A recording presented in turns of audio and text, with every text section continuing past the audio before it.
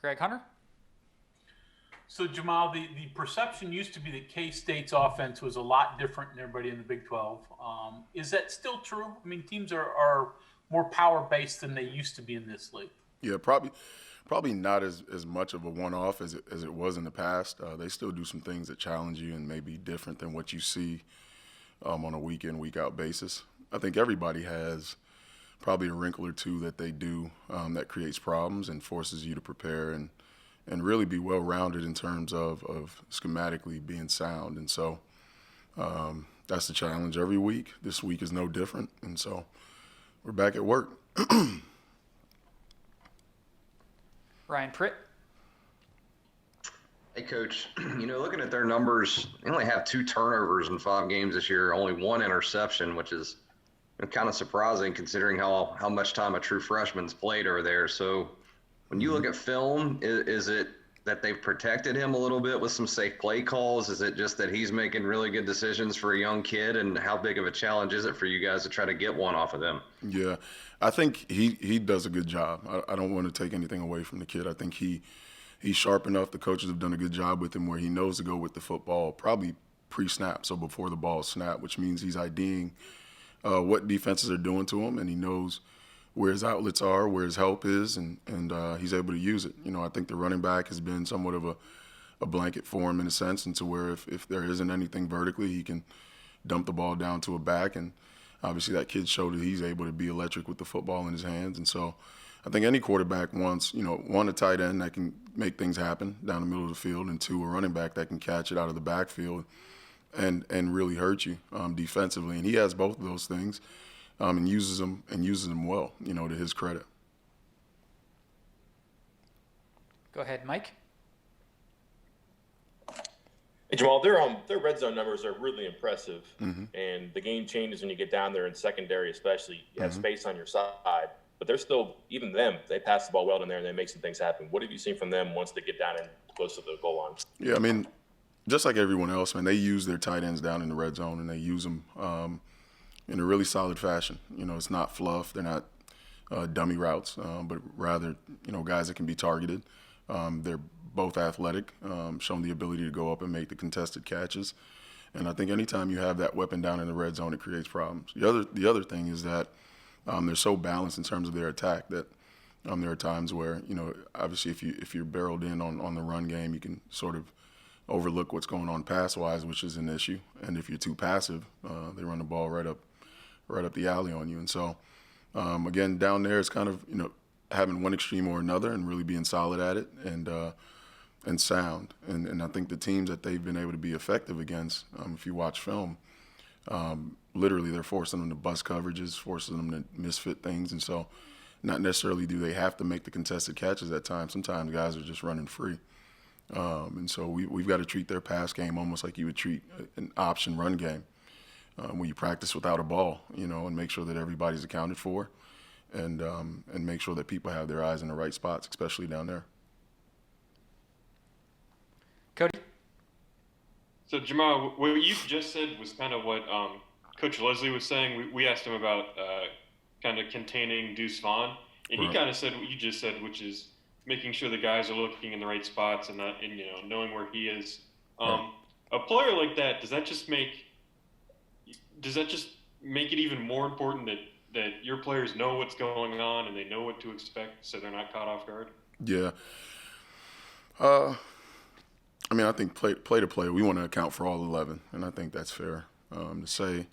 Obviously, with the caliber of player that he happens to be, and really everybody on their team. In terms of their skill athletes, have to be accounted for. You look at, even their receivers who, the production may be down a little bit from last year, but they obviously have shown the ability to make the big play and really hurt you offensively. And so, again, not to hold anything or really take away from any player on their team, but every week we come out, we want to make sure we account for wherever anyone is that can possibly help us or hurt us, I should say, down the field or in the run game. And again, this week, no different. Okay, John? You're almost thinking backwards here because as a pass defense, you want them to check down to the running back. Right. But with these guys, he's their most explosive player, at least statistically. Right. But it's almost backwards in the way you go about this, right? Yeah, you would think so. You always want to force the shortest throw on the field. I think as a defensive backs guy, that's going to be our goal, is to always force the shortest throw on the field and then force guys to tackle in space. We obviously know the issues that he presents. The problem there is that a lot of his plays aren't just checkdowns. They do send them vertically as well. And so you've got to be able to, again, do things within your coverages to make sure that, one, there aren't mismatches in terms of personnel, and then two, that you're able to leverage things correctly. I think that's huge in this game, and where you're wanting to cup the ball to keep the ball in a certain space, and your players have to know where their help is and where their help isn't in order to alleviate that. You know, if you're going to line up against this running back and cover 53 yards worth of field left to right, good luck, right? But if you know where your help is and you're able to play to that, that can cut the 53 yards into 20 yards of space that maybe you have to cover. And so that helps your job in itself. And those are the types of things as coaches that we've got to be able to do for our players to minimize the ability for the explosive play. I'm assuming that's a multiple player deal too. It's not just one guy you got to use multiple guys with him. Absolutely. And any guy that's an elite player at any position, you like to think that they probably garner a little bit more attention than maybe an average or subpar player, and they have a few. And so it's all about picking your poison as to where you want to focus your energy and really your focus on a play-to-play basis. Last thing here, did defending Puka help a little bit there? You guys did a pretty good job of bottling up Puka. Yeah. I don't know skill-wise how they compare, but was that helpful at all? I mean, anytime you play well against Puka, I think you feel good about your chances against anything else that you would see throughout the season.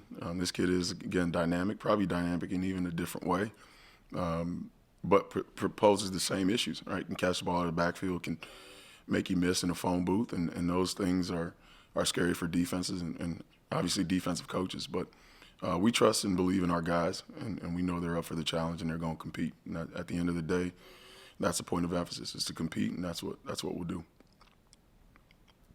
Greg Hunter. So Jahmile, just your overall feeling on the defensive back play this year. You haven't rotated a whole lot. Right. Where are your backups? You not as much faith in them as the starters. Just Yeah. what are your thoughts? Yeah, just, when as a coach, you almost want to evaluate how things are going early, and if you see some things that you don't like, if you see some things that maybe could be a mismatch even in our light, you make those changes. But if it's not broken, we're not going to fix it. I thought, for the most part throughout the season, we've matched routes correctly and well. I thought that Dre Miller and obviously number 11 Nick Troy has competed at corner on the edges, and both of our safeties have shown the ability to make plays throughout the season. And so obviously with that, we're not going to make changes unnecessarily. Now, that's not to say that the guys behind them aren't good enough to win with, but we feel comfortable with that group of guys, and we've given ourselves chances in just about every single game, having played in that group, and so we'll stick with it. Go ahead, Mike. You want to finish this up? Yeah, that kind of actually steps on what I was going to ask a little bit, but I guess just to get something out of this, are you flipping sides of the field, or are you just matching up Fortune and Miller with matchups that you like, or where they feel more comfortable, or what the game plan calls for? We change it up by game. For the most part, they've been left and right. But if we see a matchup that we like better, which doesn't happen very often, we may switch them and track a receiver or two. But for the most part, they play left and right. They know that in any situation they may have to go to the opposite side of the field. And what you don't want to do is pigeonhole yourself into having a guy only play one side, because if the situation ever presents itself in which he's got to switch, there's an issue there. And so both are well-versed in both sides of the field, and we'll continue to play it just that way.